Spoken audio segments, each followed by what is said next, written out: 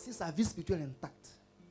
Vérifie si la personne travaille sur son développement personnel. Vérifie si la personne, amen, est en bonne santé physiquement. Vérifie si la personne a de bonnes relations. Mais si la personne est prospère financièrement et puis il est seul, mauvaise mentalité, quand il te cause à lui-même là, il n'a même pas de bonnes idées. Quand tu causes à lui, tu vois qu'il est méchant, il est rempli de quoi? Il faut le laisser seul. Ce n'est pas une personne à couper. Alléluia. Amen. Donc, aujourd'hui, ce que beaucoup ne savent pas, il y a deux économies. Il y a l'économie céleste et l'économie terrestre. Quand tu appartiens au royaume de Dieu, tu marches par l'économie céleste. Tu ne dépends pas de l'économie quoi? Terrestre. Donc, prochainement, je vous enseigne le mystère des économies. Écoute-moi bien, le monde dans lequel nous nous trouvons, il y a son système. Dieu a quoi? Son système. Donc, les systèmes sont différents. Donc, si tu ne connais pas les systèmes de Dieu, pour savoir les activer dans le système du monde, alors le système doit te dominer. Pas de quoi? Je donne un exemple par rapport au système. Le système du monde dit d'épargner. De quoi? Mais qui a instauré ce système? Qui a instauré? C'est Joseph. C'est Joseph qui a reçu quoi? Le mystère de l'épargne. Vrai ou faux? Vrai ou faux? Mais quand tu épargnes, c'est combien de pourcents tu gagnes? 3,5%. Mais le système, amen, de Dieu dit, tu n'as pas besoin d'épargner. Chez Dieu, on n'épargne pas l'argent, on donne.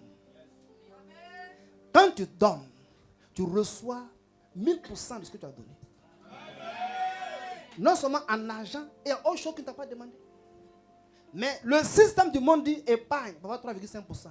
Et même si tu enlèves ton argent un jour avant la fin de l'année, on ne te verse pas les 3,5%. Donc, plus souvent, même quand tu enlèves un peu, on ne calcule pas au prorata. On calcule ce qui est resté. Donc, le système du monde n'est pas fait pour t'aider. C'est fait pour te détruire. Mais si tu ne marches pas par un système supérieur, alors tu seras quoi? Étouffé. C'est pourquoi tu vois le monde en crise. Covid avait te montrer que l'argent ne vaut rien. Quand Covid est arrivé, là, c'est là qu'on devait voir ceux qui sont prospères corporellement.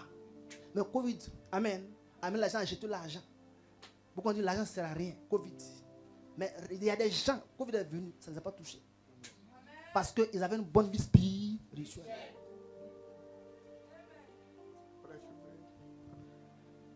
Ce soir, je vais terminer pour te montrer pourquoi Dieu rend prospère. Pourquoi Dieu rend prospère? Il y a 3 raisons. Il y a 3 raisons pour lesquelles Dieu te rend prospère. Il y a combien de raisons? 3 raisons. 3 raisons.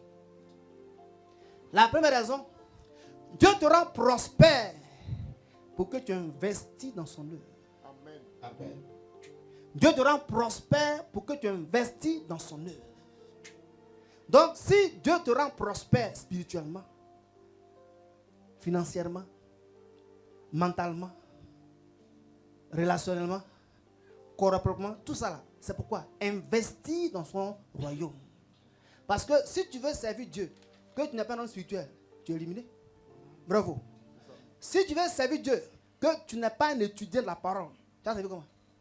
Donc ça n'a pas de mentalité. C'est pas ça? Si tu veux servir Dieu, que tu n'es pas en bonne santé physiquement, comment tu prends la guérison et puis tu es malade? Tu comprends? Si tu veux servir Dieu et puis tu n'as pas les moyens, tu es éliminé. Donc quand Dieu te bénit, il te bénit pour que tu investisses dans son royaume. C'est la première raison pour laquelle Dieu rend prospère. Donc, c'est pourquoi je dis, Dieu nous rend riches pour enrichir son royaume. Amen. Dieu nous rend riches pour enrichir son royaume. J'ai étudié la vie de Bill Gates. Bill quoi? Bill Gates. Il vit de 5% de sa richesse et puis partage 95%. Bon, une personne qui vit de 5%, qui partage 95%, ce que beaucoup ne savent pas, c'est qu'il y a une loi qui est universelle. Quand tu donnes, tu reçois. C'est une loi qui est universelle. Que tu sois chrétien ou pas, si tu donnes, tu reçois. Mais si tu donnes, que tu n'es pas chrétien, tu vas en enfer.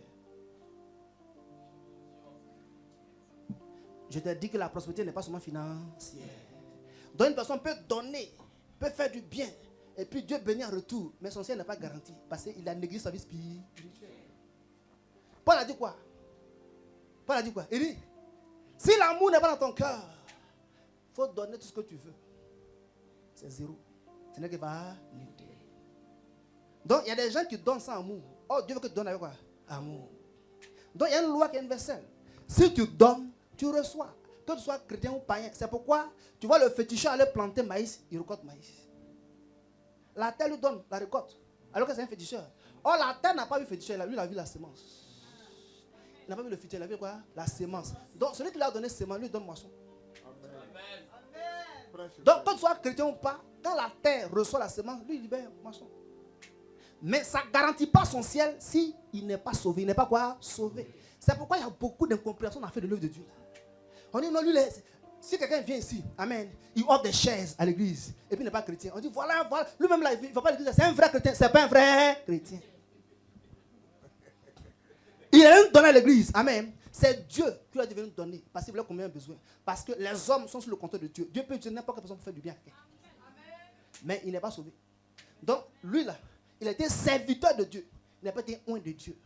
Or, ce sont les oints qui sont sauvés. Les serviteurs ne sont pas sauvés. Amen. Bon, c'est plus fort. Toute chose a été créée pour servir Dieu. Mais il y a des choses qui ont été ointes pour servir Dieu. Amen. Donc, les choses qui ont reçu l'onction, veut dire qu'ils ont été approuvés du royaume. Donc, ils servent Dieu au nom du royaume. Alléluia. Mais ceux qui servent Dieu sans onction, amen, sont utilisés. Donc, ne sois pas un serviteur de Dieu, sois un oint de Dieu. Dieu ne t'appelle pas à son service sans onction. C'est pourquoi toutes les personnes qu'il a appelées, on les a prédestinées.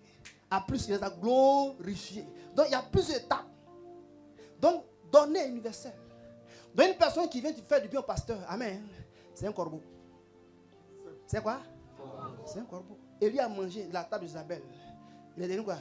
Un païen. Ce que j'avais mangé là, hein, ce n'est pas un problème. Alléluia. C'est ce qu'elle adore là qui est le problème.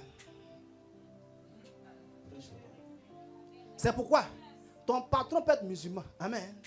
Alléluia. Il peut te bénir financièrement. C'est Dieu qui l'a touché pour te bénir.